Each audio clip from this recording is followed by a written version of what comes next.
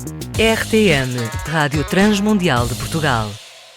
A RTM apresenta Parar para Pensar. Temas atuais com uma perspectiva bíblica. Todas as semanas com Francisco Sacoenda Doido. Olá, meu amigo.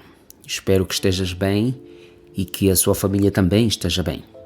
Estamos de regresso para mais uma edição do Parar para Pensar, esse espaço especial e especializado, não é? Onde nós conversamos em vários tons, digamos assim. Bom, quando eu falo em conversar em vários tons, quero dizer conversar sobre e a partir de vários pressupostos, não é verdade? E é com os pés no firme pressuposto de que a Bíblia é inquestionável e infalivelmente Palavra de Deus, portanto estes são pressupostos nos quais eu anelo e creio, firme nesse pressuposto, não é? De que a Bíblia é a Palavra de Deus, tal como já apresentei, inquestionável e infalível. Eu gostava de convidá-lo a que possamos ler juntos, não é? O texto de Provérbios, capítulo 15, versículo 3, para pararmos e pensarmos um pouco sobre esse texto. Está escrito assim: os olhos do Senhor estão em todo lugar, contemplando os maus e os bons. De certeza que quando ouvimos expressões do tipo olhos de Deus, braços do Senhor ou mesmo os dedos de Deus, a nossa mente é logo tentada a partir do que nós já conhecemos, não é? E ali então começamos a imaginar como seriam os olhos de Deus, partindo de tudo que nós já sabemos sobre os olhos, qual é a capacidade do alcance dos olhos de Deus, ou quão fortes seriam as mãos de Deus, ou qual seria o formato dos dedos de Deus, ou outra descrição semelhante teríamos feito. A Bíblia em vários lugares descreve Deus ou alguma das suas ações usando expressões claramente humanas. E eu penso que isso é feito a fim de facilitar tão somente o nosso entendimento da natureza de Deus, não é? E que sabemos todos que desde o Antigo Testamento que vemos isso sendo realizado com uma relativa facilidade. Portanto, para a Bíblia não há muito de estranho dizer, por exemplo, que os olhos de Deus, não é? Outra coisa parecida. Mas também precisamos perceber que toda vez que a Bíblia, não é, descreve Deus atribuindo-lhe características puramente humanas, isso de per si já deve ser visto como um ato amoroso mesmo da parte de Deus, como expressão de sua condescendência, não é? É também uma alusão geralmente quando Deus é descrito com expressões humanas, isto é uma alusão ao seu cuidado ou talvez à universalidade do alcance do seu poder. Partindo do meu texto de hoje, não é, que fala dos homens bons e dos homens maus, e também de como Deus é descrito de forma humana, isso já também pode ser visto como um sinal de que Deus deslocou-se da eternidade, não é? E inseriu-se no tempo. Claro que se nós já sabemos que Deus é eterno, não é? Como podemos concebê-lo com os olhos iguais aos nossos? Sabemos que aqui de forma implícita fica claro que há uma espécie de deslocamento realizado por Deus, não é? Aumentar-se da eternidade e inserindo-se no tempo. E isso em si já tem um valor devocional. Hoje nós, partindo da nossa limitação humana, não é?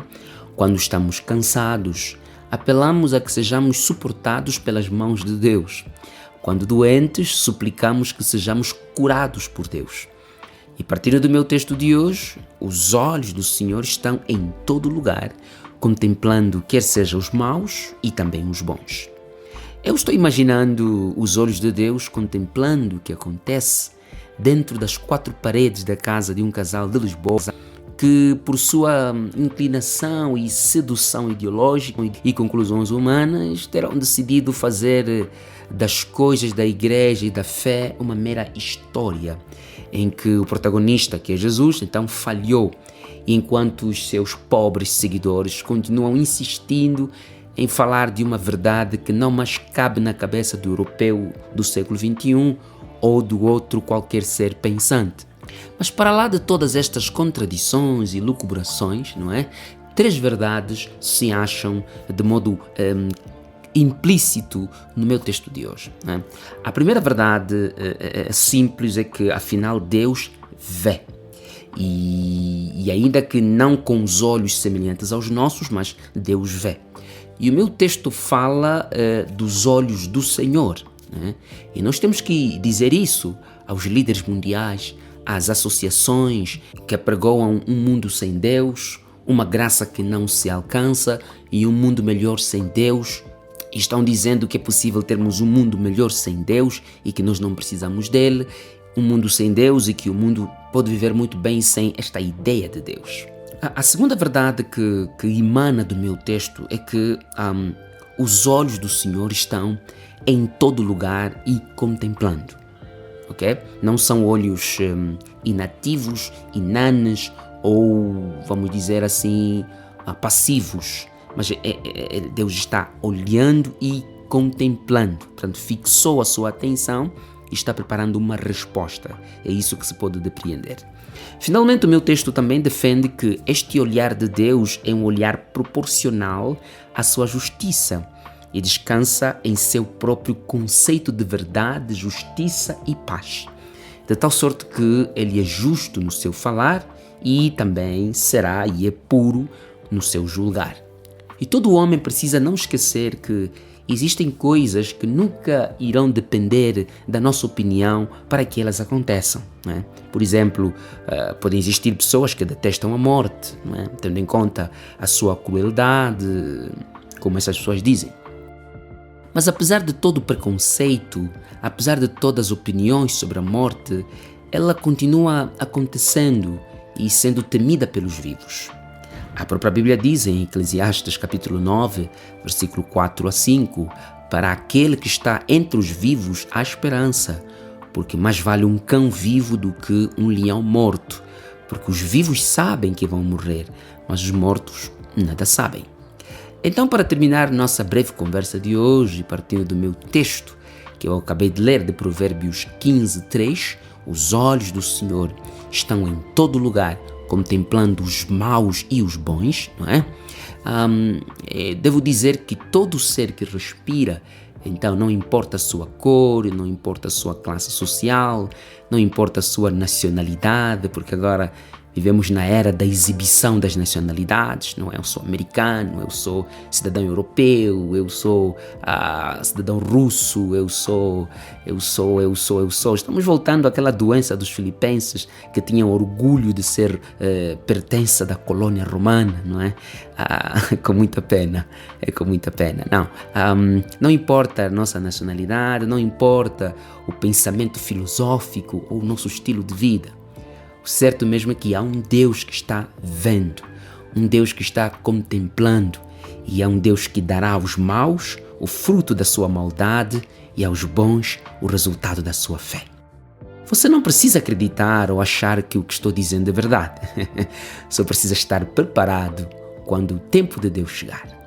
Pense nisso. Fique com a bênção de Deus e eu espero por si no próximo Parar para Pensar. Apresentamos Parar para Pensar, um programa semanal com Francisco Sacoenda Doido. Este conteúdo está disponível nas principais plataformas digitais. RTM. Conhece todos os nossos programas em rtmportugal.org. Uma produção da Rádio Transmundial de Portugal.